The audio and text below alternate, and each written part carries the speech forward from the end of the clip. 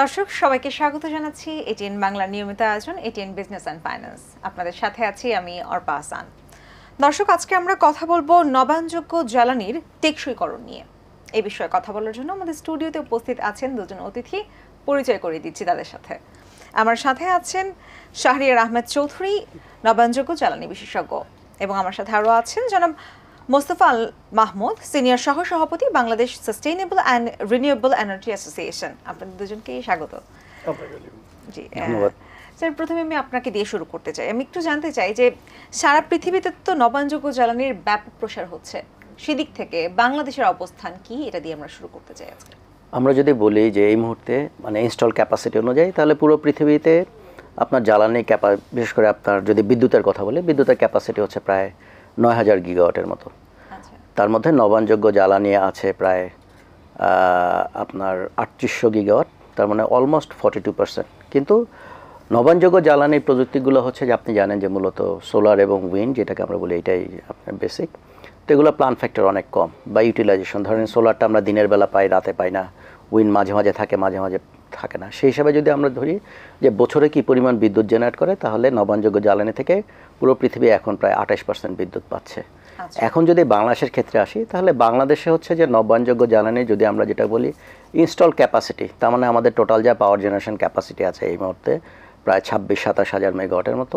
তার মধ্যে নবায়নযোগ্য জ্বালানির পার্সেন্টেজ ৩%-এরও কম অ্যাটলিস্ট আমরা বলবো যে, এবং যদি আপনি গ্রিড কানেক্টেড সিস্টেম বলেন যেটা ন্যাশনাল গ্রিডে বিদ্যুৎ দিচ্ছে, তাহলে এটা হচ্ছে আরও কম, প্রায় ৫০০-৬০০ মেগাওয়াটের মতো। তার মানে বাংলাদেশ আসলে অনেকটা পিছিয়ে আছে।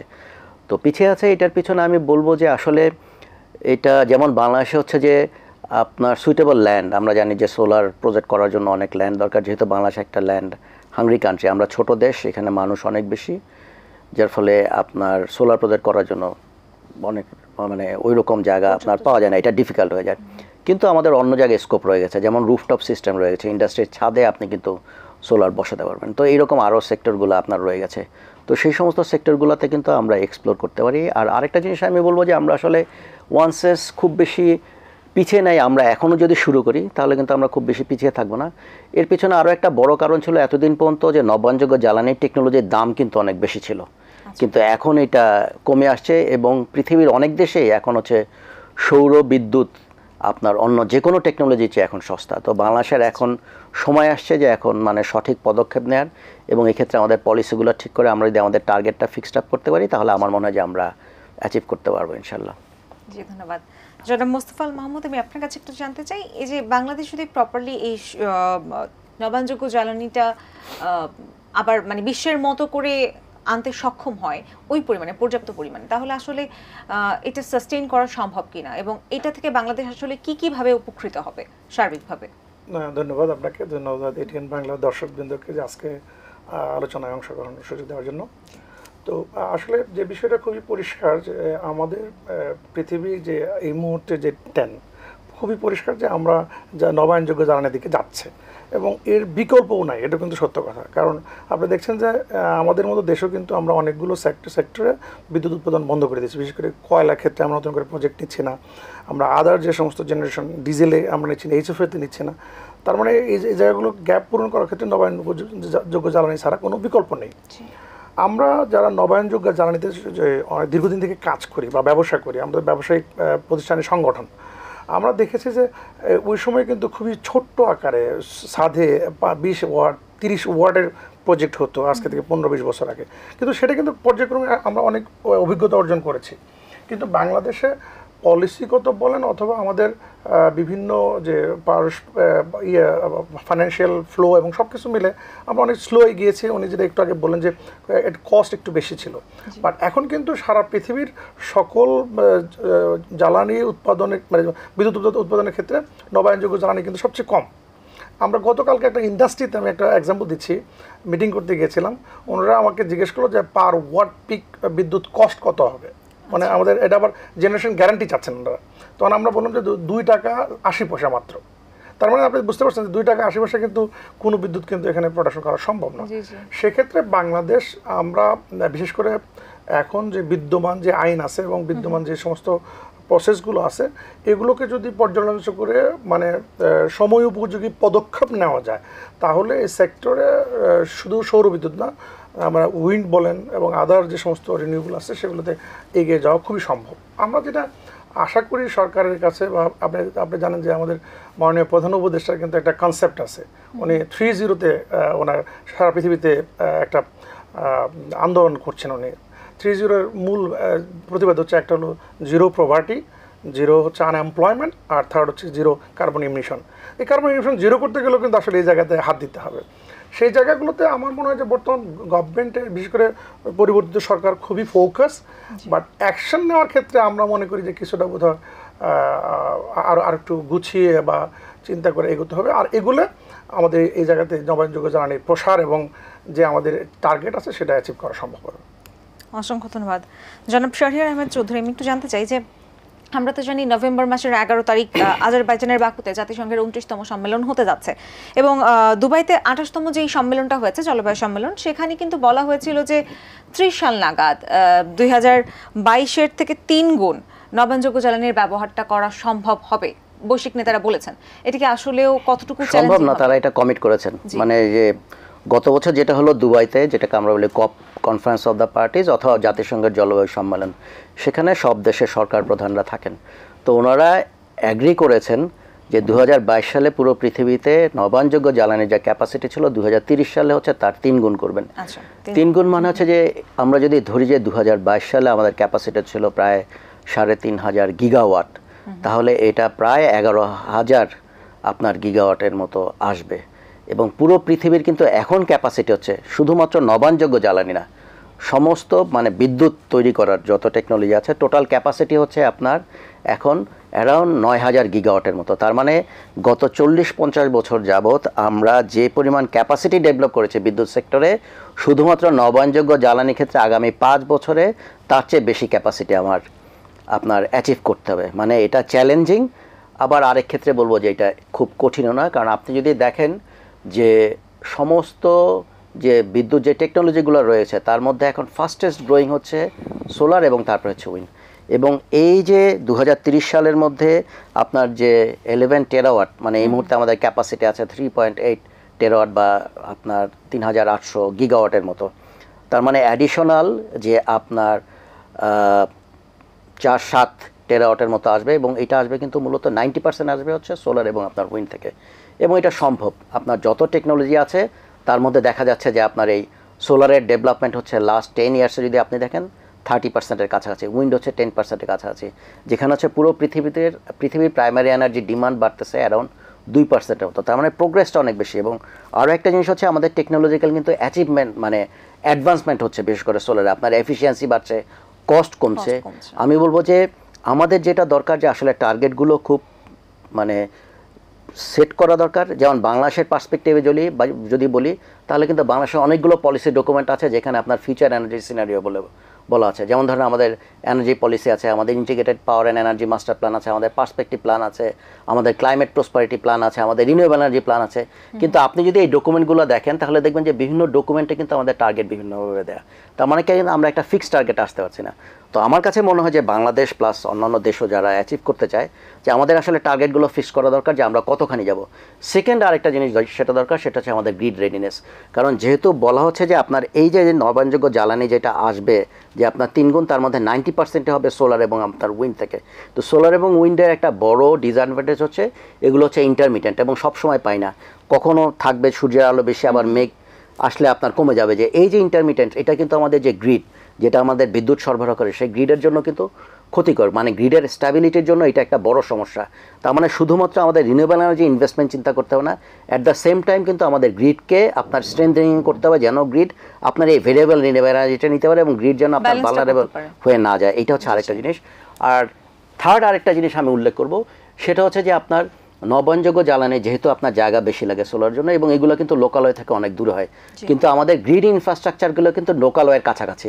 এবং আমাদের যে রিমোট এলাকায় যে সমস্ত জায়গায় আমরা এই সমস্ত প্রজেক্টগুলো করতে পারবো সেই সমস্ত জায়গায় আমাদের গ্রিড এক্সপানশনের কিন্তু মানে আমাদের স্কোপ নিতে হবে। এবং আমি বলবো যদি লার্জ স্কেলে যেতে চাই যেহেতু ল্যান্ড একটা বড় ক্রাইসিস আমাদের দেশে, সেক্ষেত্রে ল্যান্ডটা হচ্ছে সরকারকেই দায়িত্ব নিতে হবে যে ল্যান্ডটা আপনার অর্গানাইজ করা। যে আমাদের পাশের দেশ যদি আমরা ইন্ডিয়ার কথা বলি, সেখানে কিন্তু আপনার সরকার আপনার ল্যান্ডটা নিয়ে মানে ল্যান্ডের দায়িত্ব নেয়, ট্রান্সমিশন ইনফ্রাস্ট্রাকচারও তারা করে যায়, এবং তারা যাতে এই জন্য কিন্তু ট্যারিফ অনেক কম পাচ্ছে। ইন্ডিয়াতে 3 থেকে 4 সেন্টসের মতো আপনার বিদ্যুৎ পাওয়া যায়, সেখানে বাংলাদেশে এখন পর্যন্ত যেগুলো রিসেন্টলি এলে হচ্ছে যে আমাদের ট্যারিফটা হচ্ছে 10 সেন্টসের সামান্য কিছু নিচে। তো এই দুইটা চ্যালেঞ্জ যদি আমি মনে করি যে আমাদের প্রথম হচ্ছে টার্গেটটা ফিক্স করতে হবে, গ্রিড ইনফ্রাস্ট্রাকচারটা ডেভেলপ করতে হবে, এবং থার্ড হচ্ছে আপনার ল্যান্ড যদি অর্গানাইজ করে যায় যে গভর্নমেন্ট, তাহলে সেক্ষেত্রে আমার মনে হয় যে ইন্ডিয়ার মতো আমরা এত কমে হয়তো বা পাবো না, কারণ ওদের হচ্ছে রিসোর্সের অনেক বেশি বা ওদের সোলার রেডিয়েশনটা অনেক বেশি, আমাদের কম। কিন্তু আমার দৃঢ় বিশ্বাস যে আমাদের 10 সেন্টসের কাছাকাছি এখন যেগুলো আছে, আমরা এগুলো 7 সেন্টসের নিচে নামিয়ে নিয়ে আসতে পারবো। বর্তমানে রাজনৈতিক প্রেক্ষাপট যেরকম অস্থিতিশীল যাচ্ছে, তো সেই ক্ষেত্রে আসলে এটা কতটা মানে আপনার কাছে মনে হয় যে কতদিন নাগাদ বাংলাদেশ 30 সাল নাগাদ কি পারবে এই টার্গেটটা অ্যাচিভ করতে? আমার তো মনে হয় যে এটা অসম্ভব না। সেক্ষেত্রে হচ্ছে আমাদের টার্গেটগুলো ফিক্সড আপ করা দরকার। আমি আগেই বললাম যে আমাদের রাজনৈতিক পরিস্থিতি হয়তো বা একটু আপনার অন্যরকম হতে পারে, কিন্তু আমাদের এনার্জি জেনারেশন বা এনার্জি পলিসিগুলো এগুলো তো আমরা নিজেরাই নিতে পারি, এবং আমাদের তো এক্সপার্ট লোকরা আছেন, এবং যারা এনার্জিতে ইনভলভ আপনার ধরেন তারা তো নিশ্চয়ই আপনার রাজনীতিবিদ না, তাদের তো ওই কাজটা নেই। তাদের কাজটা হচ্ছে আপনার এনার্জি সেক্টরকে আপনার যে সামনে এগিয়ে নিয়ে যায়, এবং আমি মনে করি যে এটা খুব অসম্ভব না, এবং এটা হচ্ছে আপনার পারফেক্ট সময়। কারণ এখানে হচ্ছে কিন্তু কারো পার্সোনাল এজেন্ডা থাকবে না। আগে বিভিন্ন সময় আমরা যেটা দেখেছি যে পার্সোনাল বা দলীয় এজেন্ডা থাকবে। এখন যারা কাজ করবেন, আমি দৃঢ়ভাবে বিশ্বাস করি তারা দেশের সাস্টেনেবিলিটির জন্যই কাজ করবেন। জি, অসংখ্য ধন্যবাদ জনাব মোস্তফা আল মাহমুদ। আমি আপনার কাছে একটু জানতে চাই যে বর্তমান সরকার অন্যান্য প্রকল্পের সাথে কিছু নবায়নযোগ্য ভিত্তিক প্রকল্প এলওআই বাতিল করার একটি সিদ্ধান্ত নিয়েছে। সেই ক্ষেত্রে আসলে আমরা জানি যে নবায়নযোগ্য জ্বালানি ভিত্তিক প্রকল্পের ক্যাপাসিটি 4 জনই, এক্ষেত্রে কি অন্য কোনো সিদ্ধান্ত নেওয়া যেত কিনা, আপনার কি মনে হয়? আমি একটা খুবই গুরুত্বপূর্ণ একটা প্রশ্ন আপনি করেছেন। আসলে এইটা এই মুহূর্তে সবচেয়ে আমি মনে করি যে একটা বড় সিদ্ধান্তের বিষয়।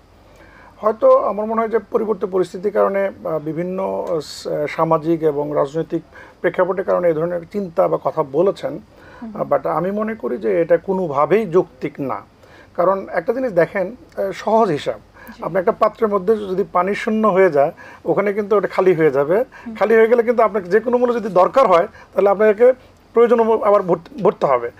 সেম এক্সাম্পল, এখানে যদি বিদ্যুৎ যদি শর্টেজ হয়ে যায়, তাহলে কিন্তু আবার আপনাকে যে পুরাতন যে সিস্টেম আমরা যেগুলো নিয়ে কথা বলছি, ক্যাপাসিটি চার্জ, অমুক তমুক, যেগুলো নিয়ে অনেক সমস্যা, সেখানে কিন্তু আপনার কন্ট্রাক্ট রিনিউ করতে হবে, অথবা আপনাকে ওগুলো যেতে হবে। আর যেগুলো আপনি এলওআই দিয়ে ফেলেছেন, তার মানে এখানে কিন্তু একটা লম্বা প্রক্রিয়ার মাধ্যমে কিন্তু কাজটা শেষ হয়েছে। আপনি জানেন যে একটা এলওআই পেতে হলে কমপক্ষে 3 থেকে 5 বছর কিন্তু অপেক্ষা করতে হয়, মানে বিভিন্ন স্টেজে এক্সামিনেশন পরীক্ষা নিরীক্ষা করে একটা জায়গায় যায়। এবং এখানে প্রত্যেকটা বিনিয়োগকারী বিনিয়োগে কিন্তু এখানে একটা বিনিয়োগ হয়ে যায় কিন্তু, কারণ সে ল্যান্ড প্রক্রিয়া করে এবং ডকুমেন্টেশন করে, স্টাডি করে, ফিজিবিলিটি স্টাডি করে, এবং তাদের ডিজাইনগুলো করে ফেলা, অনেক কাজ কিন্তু এগিয়ে যায়। এবং ওই জায়গাগুলোতে যদি ক্যান্সেল করার প্রক্রিয়া, যেটা আমরা শুনতে পারছি, এখনও কোনো আমরা ফর্মাল নোটিশ বা কিছু পাইনি, তো এটা করলে আসলে এটা আত্মঘাতী সিদ্ধান্ত হবে আমি মনে করি। আমি জানি না যে আজকে ওনারা কেউ এটা শুনছেন কিনা, যেহেতু আমাদেরকে নবায়নযোগ্য জ্বালানি দিকে যেতে হবে, অতএব এই আত্মঘাতী সিদ্ধান্ত নেওয়ার কোনো প্রয়োজন নেই। কারণ আইন কিন্তু আইন যদি ভালোভাবে মানে ইমপ্লিমেন্ট করা হয়, সেটা ভালো কাজেই ব্যবহার হয়। কেউ খারাপ কাজে করলে খারাপ কাজে হয়। তো আমরা এখন সরকার, আমি মনে করি যে ভালো কাজের জন্য করবেন, যে আইন আছে এই বরঞ্চ এইটাই দরকার এই মুহূর্তে নবায়নযোগ্য জ্বালানি প্রসারের ক্ষেত্রে এটাকে বিদ্যমান রেখে এগিয়ে নেওয়া যায়। আপনি দেখেন, আপনি নিশ্চয়ই জেনেছেন ভিয়েতনাম, ওরা কিন্তু 2 বছরের ব্যবধানে অলমোস্ট 9,000 মেগাওয়াট তারা বিদ্যুৎ উৎপাদন করেছে একটা সৌরবিদ্যুৎ থেকে, পলিসি করার কারণে। ওনারা ফিড অ্যান্ড ট্যারিফ দিয়ে দিয়েছিল যে আপনি যে বিদ্যুৎ দিবেন এই সময়ের মধ্যে দিতে পারলে এই ট্যারিফ পাবেন। দ্রুত কিন্তু ঘরে ঘরে বিদ্যুৎ কিন্তু ওখানে চলে আসছে। তো এই মুহূর্তে যেহেতু আমাদের ফরেন কারেন্সি রিজার্ভ সংকট, আমরা জ্বালানি কিনতে পারছি না এবং পেমেন্ট ঠিকমতো দিতে পারছি না, এই প্রেক্ষাপটে নবায়নযোগ্য জ্বালানির কোনো বিকল্প নাই। তাই সরকারের এই মুহূর্তে ওই প্রকল্পগুলো যাচাই বাছাই দরকার হলে করুক, যদি পলিটিক্যালি ইস্যু থাকে, অন্য কিছু থাকে, বাট এগুলো দ্রুত এগুলো রিলিজ করে দেওয়া দরকার, এগুলো ইমপ্লিমেন্ট করে দেওয়া দরকার। আমরা শাহরিয়ার ভাই একটা কিন্তু কথা পরিষ্কার বলেছেন, আপনারা দেখেন যে গ্রিড সাবস্টেশনটা এটা কিন্তু লোকালয়ে শহর কেন্দ্রিক হয়, তো গ্রামে না কিন্তু। তো আপনি অথচ আপনি যখন নবায়নযোগ্য জ্বালানি বিশেষ করে সোলার প্ল্যান্ট কথা বলছেন, তখন বলছেন যে আপনাকে করতে হবে হচ্ছে 1 ফসলি জমি অথবা আওনাবাদী জমি, চরাঞ্চল, বালি মাটি, সেগুলো কিন্তু শহরের কাছাকাছি সম্ভব না পাওয়া। তার মানে আপনাকে এখানে ট্রান্সমিশন কস্ট আছে একটা বড় ইস্যু, ল্যান্ডের পাওয়ার প্রাপ্যতার একটা ব্যাপার আছে। সেই জায়গাগুলোতে অতএব যেহেতু এগুলো এই প্রক্রিয়াটা করে একটা বড় প্রায় বিনিয়োগকারী, এখানে প্রায় 34টা বিনিয়োগ ইনভেস্টমেন্ট, যেখানে 34টা কোম্পানি, এগুলো সবই ফরেন বিনিয়োগ। আপনি জানেন গতকালকে আমাকে এক বিনিয়োগকারী চায়না থেকে মেসেজ দিয়েছে হোয়াটসঅ্যাপে যে আমরা বাংলাদেশে কোনো নবায়নযোগ্য জ্বালানি প্রজেক্টে বিনিয়োগ আর করবো না। যেটা one of the largest company, আপনার চীন সোলার নামে একটা কোম্পানি, বড় কোম্পানি ধর, কারণ আমরা ইতিমধ্যে অনেকগুলো টাকা ইনভেস্ট করেছি, এগুলো কোনো পাচ্ছে না। এই ধরনের প্রেক্ষাপট যদি তৈরি হয়, আসলে নেগেটিভ কিন্তু ফরেন বিনিয়োগে একটা আসবে। এটা কিন্তু আমাদের ফরেন কারেন্সি রিজার্ভে প্রবলেম হবে, নবায়নযোগ্য জ্বালানির বৃদ্ধিতে সমস্যা সৃষ্টি হবে, এবং আমরা এই একটা ধাক্কা খেলে অনেক দূর কিন্তু আসলে এই সেক্টর পিছিয়ে যাব। আমার মনে হয় যে এই জায়গাতে আসলে সরকারের আমার মনে হয় পুনর্বিবেচনা এবং চিন্তা করা উচিত। এক্সপার্ট আছে অনেকে, এক্সপার্টদের সাথে কথা বলা দরকার, দরকার হলে বিশেষজ্ঞ যারা পৃথিবীতে বিভিন্ন দেশের, তাদেরকে হায়ার করে একটা সুন্দর সুরাহাতে আসা দরকার। এ ধরনের হঠাৎ করে বিনিয়োগকারীদেরকে আপনি ঠেলে দিবেন, ওরা তো বাংলাদেশকে চেনে, ওরা কিন্তু রাজনীতিকে করতেছে ভিতরে, ওরা তাদেরকে দেখে না, একটা রাষ্ট্রকে তারা কিন্তু রাষ্ট্রের গ্যারান্টি তারা গুরুত্বপূর্ণ মনে করে। এই মুহূর্তে যেহেতু আপনার ফাইন্যান্সিয়াল একটা বড় ইস্যুস আছে, ফরেন ফান্ডিং এবং আপনার ফরেন ইনভেস্টমেন্ট, এইসব ব্যাপারে যদি এ ধরনের একটা বড় গ্রুপকে আমরা হুট করে তাদেরকে ধাক্কা দিয়ে দিই, আমার মনে হয় পরবর্তী বিনিয়োগকারীদের জন্য এটা একটা বড় চ্যালেঞ্জ হবে এখানে আসার। অত এই জায়গাতে আমার মনে হয় সরকারের খুব দ্রুত বিবেচনায় আনা উচিত, বিনিয়োগকারীদের সাথে কথা বলা উচিত এবং এক্সপার্টিস সাজেশন নেওয়া উচিত, নিয়ে এগুলোকে দ্রুত রিলিজ করা দরকার। একটা জিনিস খুব পরিষ্কার, আজ পর্যন্ত আপনি কখনোই শুনেন নাই যে রিনিউয়েবল এনার্জি যে সমস্ত প্রজেক্টগুলো হয়েছে এখানে কোনো প্রকার দুর্নীতি হয়েছে, কারণ হওয়ার তো সুযোগ নেই। এখানে পরিষ্কার বলা আছে নো ইলেকট্রিসিটি নো পেমেন্ট। অন্যগুলো ক্যাপাসিটি চার্জ আছে, এখানে ক্যাপাসিটি চার্জ নেই, তাহলে এটাকে কেন আপনি হাতিয়ার করবেন? আপনি দেখেন একটা প্রকল্প কিন্তু নেই যেগুলোতে আপনার ওই যে বাতিল করার প্রশ্ন, সবগুলো নবায়নযোগ্য জ্বালানি, এখানে হাত দেবেন কেন? আমার মনে হয় ছাত্ররা খুব ভালো করে বুঝে, তারা এইসব ব্যাপারে স্টাডি করে, অতএব এখানে কোনো বাধা আমি মনে করি আছে বলে মনে করি না। উপদেষ্টা মহোদয়, প্রধান উপদেষ্টা, আমার মনে হয় ইমিডিয়েটলি এই বিষয়টাকে দ্রুত রিলিজ করে দিয়ে বিনিয়োগকে উৎসাহ দেওয়া দরকার, নবায়নযোগ্য জ্বালানি সম্প্রসারণের ক্ষেত্রে তড়িৎ সিদ্ধান্ত নেওয়া দরকার। তাহলে আমরা এই একটা জায়গাতে অনেক বড় উপকার পাবো, এবং আমাদের যে টার্গেট আছে, বিশেষ করে আমাদের বিভিন্ন পলিসিগত টার্গেট যেগুলো আছে, যদিও স্ক্যাটার হিসেবে আছে, আমাদের সাহেব ভাই বললেন, সেটা যদি একটা জায়গাতে ঠিক করা যায়, অনেক দূর আমরা কিন্তু এগিয়ে যাব। আমরা 2030 সাল বলি বা যে সময়টাকে বলি, এগিয়ে যেতে পারবো। আদারওয়াইজ যদি আবার নতুন করে আজকে শুরু করা হয়, একই প্রবলেম হবে, আবার 3 থেকে 5 বছর আমাদের নবায়নযোগ্য জ্বালানি গ্রিড থেকে কোনো বিদ্যুৎ কিন্তু আশানুরূপ আসবে না। যতই চেষ্টা করুক না কেন, এটার প্রক্রিয়াগত ব্যাপার আছে, আপনার ল্যান্ড রেডি করতে হবে, ট্রান্সমিশন লাইনের চিন্তা করতে হবে, লোকাল মানুষের সাথে এটা করসপন্ডে, মানে এটা কি বলে যে অ্যাওয়ারনেসের ব্যাপার আছে। আপনি জমি দখল গেলেই কিন্তু মানুষ বিক্রি করবে না। স্বাভাবিক। সেক্ষেত্রে আসলে অল্টারনেটিভ কি হতে পারে? জমির অল্টারনেটিভ যদি আমরা পর্যাপ্ত জমি না পেয়ে থাকি, তাহলে সেক্ষেত্রে আর কি করা যেতে পারে? আপনি দেখুন যে পর্যাপ্ত জমি কিন্তু আগে কিন্তু বলা হতো যে বাংলাদেশে কোনো জমি পাওয়া যাবে না। আপনি এখন দেখছেন যে জমির কিন্তু আসলে কারণ হচ্ছে কি, আমাদের কয়েকটা নদী, বড় বড় নদী কিন্তু প্রবাহমান আছে। এই নদীগুলো একটা অল্প পরিসরে কিন্তু মানে চ্যানেলাইজ, কিন্তু বাকিটা বিশাল অংশ কিন্তু চর পড়ে আছে। এবং আমরা যদি এগুলো একটু হালকা প্রোটেকশন দিই, আপনার এরকম এক্সাম্পল আছে কিন্তু, আপনার স্পেকট্রা নামে একটা কোম্পানি, এতে আপনি মানিকগঞ্জে করেছে, তারা জাস্ট নদীর পাড় দিয়ে করেছে, একটু জাস্ট ব্যারিকেড দিয়ে সুন্দর করে, তারা কিন্তু 4-5 বছর থেকে গ্রিডে বিদ্যুৎ দিচ্ছে, কিন্তু সৌরবিদ্যুৎ দিচ্ছে। অতএব এটা নিয়ে খুব বেশি বড় প্রশ্ন এখন না, কারণ যে সমস্ত প্রকল্পগুলো দেওয়া হয়েছে, এলওআই ইস্যু করা হয়েছে, এগুলো কিন্তু যাচাই বাছাই করেই করা হয়েছে, কারণ ওখানে সে ব্যবস্থা আছে বলেই তারা করেছে। তার মানে আরও কিন্তু অনেকগুলো প্রজেক্ট পাইপলাইন আছে। এই জায়গাগুলোতে আমার মনে হয় খুব বেশি সংকট আমি এই মুহূর্তে মনে করি না। যেগুলো বালি পড়ে আছে, চর অঞ্চল, অনাবাদি, এই জায়গাগুলো বরঞ্চ অনেকগুলো বেশি বেনিফিট হবে। আপনার কিছু এমপ্লয়মেন্ট হবে গ্রামে, আপনার এই বিদ্যুৎগুলো গ্রামে সহজে প্রাপ্যতা হবে, বিশেষ করে দিনের বেলায়। আমি কদিন আগে লালমনিরহাটে গিয়েছিলাম, আমাদেরকে জিজ্ঞেস করলাম, খুব রিমোট এরিয়া, বর্ডারের কাছে, যে ভাই তোমাদের এখানে বিদ্যুতের কী অবস্থা? বলে আলহামদুলিল্লাহ, আমরা সারাদিন বিদ্যুৎ 1 সেকেন্ডও যায় না। বলে কারণটা কি? বলে আমাদের এখানে সৌরবিদ্যুতের একটা প্ল্যান্ট আছে, এই জন্য এই ডিস্ট্রিক্টে সৌরবিদ্যুতের কারণে দিনের বেলা, রাত্রে একটু যায়। আপনি ব্যাপারটা বুঝতে পারছেন? তার মানে এই যে জায়গাগুলোতে যদি আমরা স্ক্যাটার হয়ে দূরে অঞ্চলেতে চলে যায়, তাহলে কিন্তু সামগ্রিকভাবে কিন্তু আমাদের শহরের মধ্যে চাপটা কম পড়বে বিদ্যুৎ, আমরা অন্য বিদ্যুৎগুলো কিন্তু আমরা শহরে ব্যবহার করতে পারবো। এই জন্য আমার মনে হয় এই জায়গাগুলোতে মানে সরকার যে পলিসিতে আগাচ্ছিল, যেগুলো আইনটাকে যদি পজিটিভলি চিন্তা করে নবায়নযোগ্য জ্বালানির ক্ষেত্রে ব্যবহার করা যায়, বরঞ্চ এই মুহূর্তে সরকারের যে চ্যালেঞ্জগুলো আছে, অনেকগুলো চ্যালেঞ্জ থেকে বের হয়ে আসার এটা একটা মাধ্যম হবে। কিন্তু আমি মনে করি এই ব্যাপারে সরকার অবশ্যই পজিটিভ উদ্যোগ। আমরা চেষ্টা করছি সবাইকে মেসেজ দেওয়ার জন্য। আজও আপনাদের মাধ্যমে জানাতে চাই যে আপনারা এটা নিয়ে পুনর্বিবেচনা করুন এবং দ্রুত সিদ্ধান্ত নিয়ে এদিকে এই বিনিয়োগকারীর দিকে আস্থায় নিয়ে আসুন এবং নবায়নযোগ্য জ্বালানি প্রসারের ক্ষেত্রে ভূমিকা রাখুন। অসংখ্য ধন্যবাদ আপনাকে।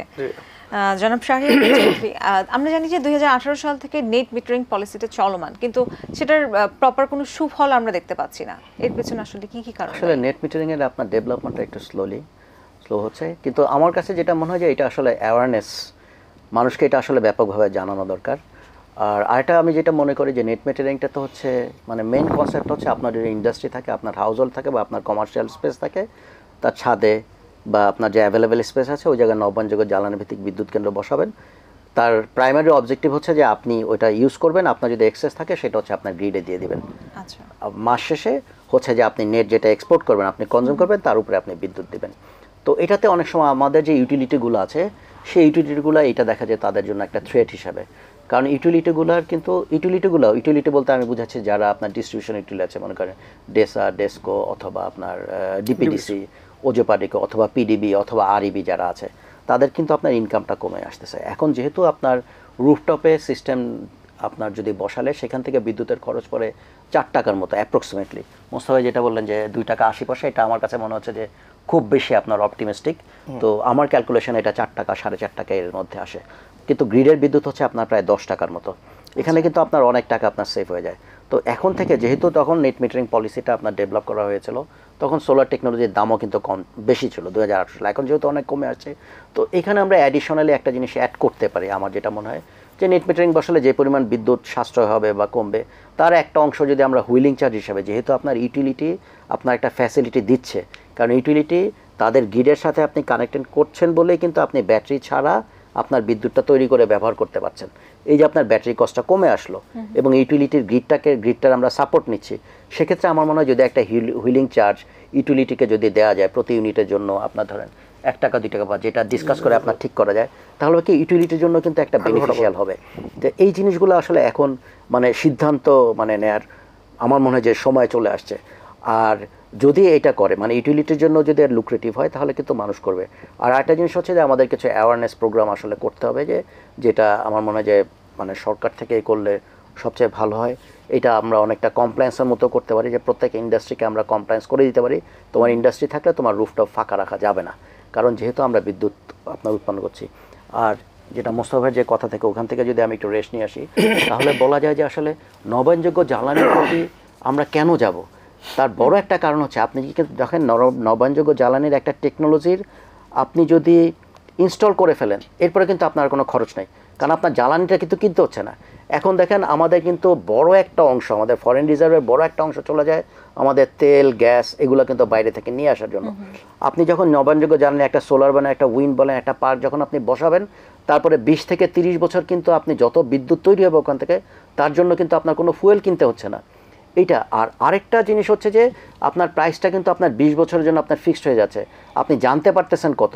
কিন্তু আপনি যদি কনভেনশনাল পাওয়ারের ক্ষেত্রে যান, তাহলে দেখেন যে আপনি একটা পাওয়ার প্ল্যান্ট দিলেন, আপনি কিন্তু বলতে পারবেন না যে ওই পাওয়ার প্ল্যান্ট থেকে আগামী বছর আপনি কয় টাকায় বিদ্যুৎ আপনি কিনতে পারবেন প্রতি ইউনিটের জন্য। কারণ কি, কারণ ইন্টারন্যাশনাল মার্কেটে যে কোনো কারণেই হোক, যেমন আগে ইউক্রেন ওয়ার ছিল, তারপরে ধরেন এখন আবার মিডল ইস্টে আপনার ওয়ার শুরু হচ্ছে, এই সমস্ত কারণে যদি জ্বালানি তেলের দাম বেড়ে যায়, তাহলে দেখা যাচ্ছে যে আমাদের ক্যাপাসিটি থাকা সত্ত্বেও কিন্তু আমরা বিদ্যুৎ তৈরি করতে পারবো না। এই সমস্ত কারণে যে আমাদের সিকিউরিটি, নট অনলি যে আমাদের যে এনভায়রনমেন্টের কারণে, যেটা হচ্ছে আমরা গ্লোবাল ওয়ার্মিং হচ্ছে, ওটা থেকে আমাদের পৃথিবী বাঁচার জন্য আমাদের কীভাবে কার্বন নিঃসরণ কমাতে হবে, এবং যেটা বললেন যে আমাদের মাননীয় প্রধান উপদেষ্টার যে 3-0 কনসেপ্ট রয়েছে, তার মধ্যে একটা কিন্তু রয়ে গেছে জিরো এমিশন। জিরো এমিশন কিন্তু নবায়নযোগ্য জ্বালানি ছাড়া সম্ভব না। কাজে আমার মনে হয় যে এখন হচ্ছে যে আমাদের হাই টাইম। তাছাড়া আমাদের এখন যিনি যে বিদ্যুৎ উপদেষ্টা আছেন ফজল কবির স্যার, উনিও কিন্তু আপনার নবায়নযোগ্য জ্বালানিতে যারা কাজ করেছে তাদের মধ্যে কিন্তু একদম প্রথম দিকের একজন। কারণ ইটকল যেটা ইনফ্রাস্ট্রাকচার ডেভেলপমেন্ট কোম্পানি লিমিটেড, যেটা বাংলাদেশের নবায়নযোগ্য জ্বালানির ক্ষেত্রে আপনার ফিনান্সিং করে, স্যার কিন্তু আপনার এই ইটকলের প্রথম সিইও ছিলেন। কাজে ওইটা কিন্তু তার হাতে করা। আমার মনে হয় যে আমাদের পরিবেশটা কিন্তু এখন পুরো নবায়নযোগ্য জ্বালানি প্লাস আপনার এই দিকে রয়ে গেছে। কাজে আমার মনে হয় যে এখন আমাদের পলিসিগুলো একটু ঠিক করা দরকার।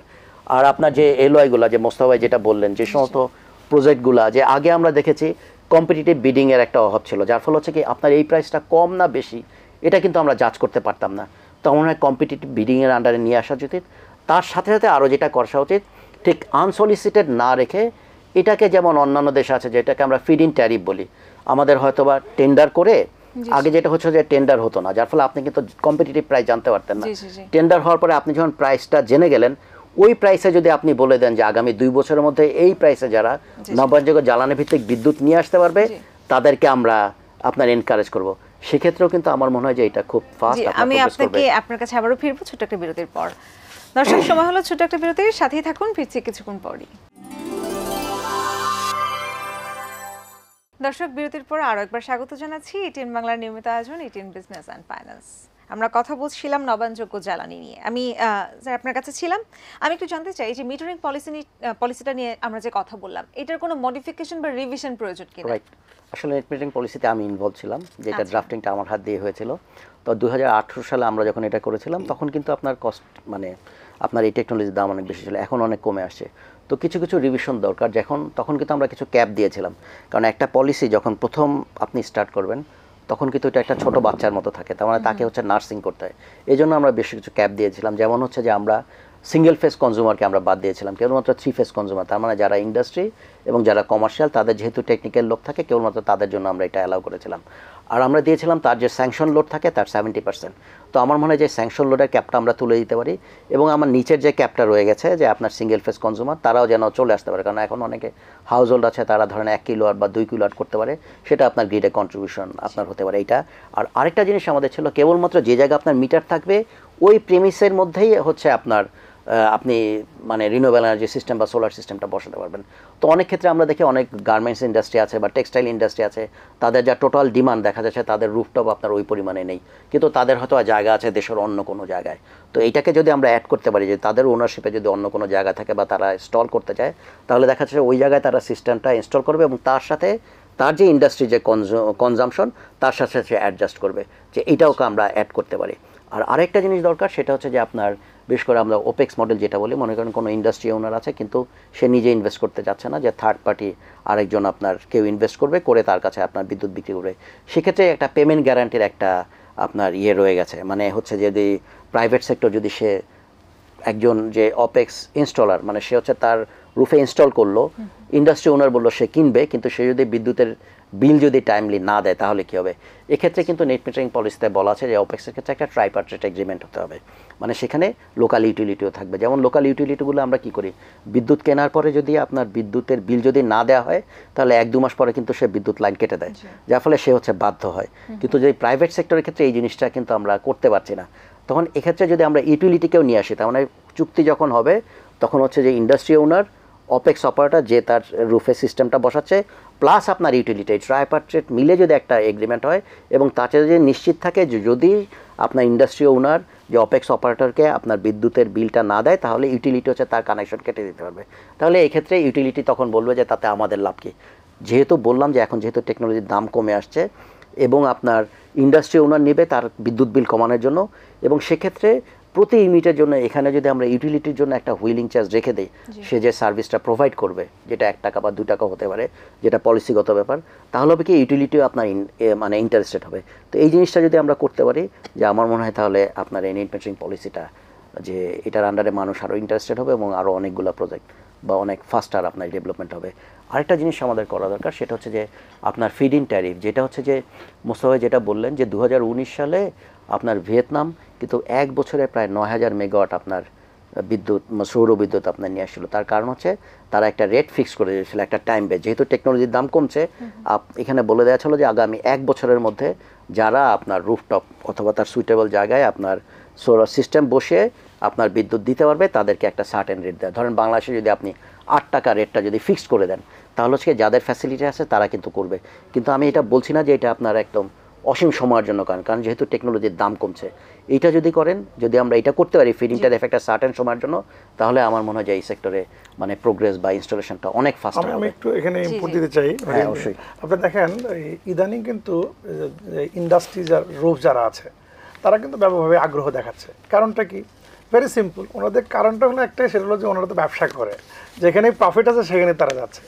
একটু আগে যেটা শাহরিয়ার বললেন যে ক্যাপটা যদি উঠিয়ে দেওয়া হয় 70% যে টার্গেট দেওয়া হয়েছে এবং আরও যে অন্য মেটারিং পলিসিগুলো যদি কি ইনকর্পোরেট করা হয় তাহলে কিন্তু এই সেক্টর আরও বাড়বে। আর একটা জিনিস খুবই জরুরি, আমি একই সাথে আমি এটা মতামত দিচ্ছি এই জন্য যে যারা হয়তো পলিসি মেকার তারা যদি একটু জানতেন যে ইমিডিয়েটলি যদি ওই ইউটিলিটি কোম্পানিগুলোকে একটা যে কোনো টাইপের উৎসাহ দেওয়া হয়, শুধুমাত্র যে উইলিং চার্জ বা এটা না এ ধরনের, তাহলে তারা কিন্তু উইলিংলি ওই তাদের আন্ডারে সবগুলো গ্রাহক তার দ্রুত কিন্তু এটা কিন্তু প্রসার করবে। বিশেষ করে ইভেন আমাদের একটা পলিসি ক্ষেত্রে একটু আছে যে আমরা ওই যারা হাউস হোল্ড যাদের রুফ আছে তারা 1 কিলোওয়াট করলে কিন্তু এখন হয়ে যাচ্ছে অনেক সময়। সেক্ষেত্রে যদি আর একটু নীতিমালাটা যদি একটু সংশোধন করে যে যতটুকু করতে পারে মানে ওই জায়গাগুলো একটু উৎসাহ দেওয়া বা একটা অ্যাওয়ারনেস তৈরি করে ব্যবস্থা করা যায়, সেক্ষেত্রেও কিন্তু রুফ থেকেও আমাদের অনেক বেশি পরিমাণ বিদ্যুৎ কিন্তু আসা সম্ভব। এই জায়গায় আমরা আসলে এমফেসাইজ দিচ্ছি যে আসলে সব মিলে সরকারকে একটু মানে সহযোগী মনোভাব। আরেকটা জায়গায় আমরা একটু যেটা আমি যে জন্য আমি ওনার কাছ থেকে ফ্লোরটা নিয়েছি সেটা হলো যে আমাদের দেশে একটা বড় সংকট দেখা যায়, সেটা হলো যে ফাইন্যান্সিং। যে ব্যাংকেবল ডকুমেন্ট হলো ব্যাংকগুলো উৎসাহ দেখায় না, কারণ হচ্ছে ব্যাংকগুলো এক ধরনের বিজনেস করে অভ্যস্ত হয়ে গেছে, তারা এই একটা নতুন সেক্টরে তারা ইনভেস্ট করতে চায় না। এই জায়গাতে গভর্নমেন্টকে ফেভারেবল পলিসি তৈরি করতে হবে এবং ব্যাংকগুলোকে ওই জায়গায় নিয়ে আসতে হবে। এটা সেন্ট্রাল ব্যাংকের কাজ, বাংলাদেশ ব্যাংকের কাজ। তাহলে হবে কি যে যখনই একটা প্রকল্প আসবে, কারণ সরকারের কিন্তু ওভারঅল কিন্তু এই একটা পাওয়ার এবং এনার্জি সেক্টরকে কিন্তু সকল সেক্টরকে কিন্তু প্রতিনিধিত্ব করে। কিন্তু আপনি দেখেন there is no single point যে এই জায়গাতে সারা চলতেছে। তো অতএব এই জায়গাতে আমাদের ফরেন কারেন্সি প্রবলেম হচ্ছে, এখানে জনশক্তি রপ্তানির ক্ষেত্রে একটা বিষয় আসছে, আমাদের যদি এক্সপোর্টেরটা যদি পয়সা না পারে আমাদের রিজার্ভের ঘাটতি হচ্ছে। আপনাদের যত কিছু এক্সপোর্ট যদি না বাড়ে ইন্ডাস্ট্রিগুলো সমস্যা হচ্ছে, সেখানে পাওয়ার দরকার, এনার্জি দরকার, সব জায়গাতে একটা জায়গায় কিন্তু ইনভলভ। ও তো এই জায়গাগুলোতে আসলে ফোকাসটা ওরকম হওয়া দরকার, কিন্তু আমরা কিন্তু সবসময় এই জায়গায় দেখি না। ইটকল ফাইন্যান্সিং করতো, ওখানেও কিন্তু অনেক দীর্ঘসূত্রিতা। ওয়াই? এই জায়গায় তো আরও তো ফেভারেবল হওয়া উচিত।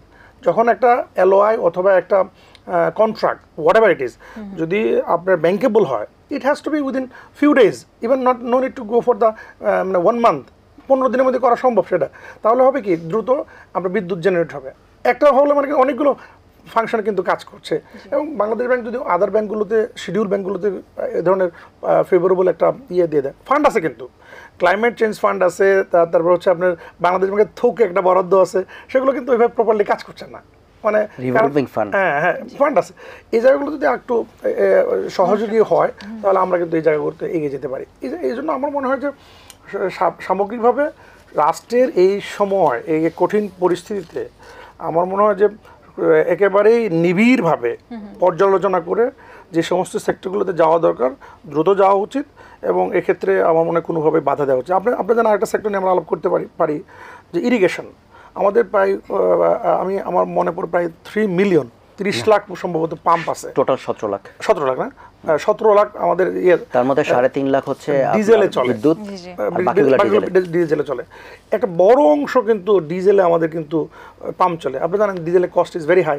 এখানে যদি আমাদের যেহেতু সৌরবিদ্যুৎ কষ্ট কমে আসছে, এটাকে যদি ডাইভার্ট করা যায় এবং এটাকে যদি একটা ফেভারেবল পলিসি করা যায়, আমরা করি নাই তা না, চেষ্টা করা হয়েছে, কিন্তু ওই যে আমরা তো আমাদের দেশের যে অনেক কিছু জানি, ওই যে কুক্ষিগত করা বা সিস্টেম লস করা বা ওপেন না করা, এসব জায়গা থেকে আসলে এটা সম্প্রসারণ হয়নি। এখানেও কিন্তু অনেকগুলো বিদ্যুৎ আমাদের পক্ষে আসা সম্ভব।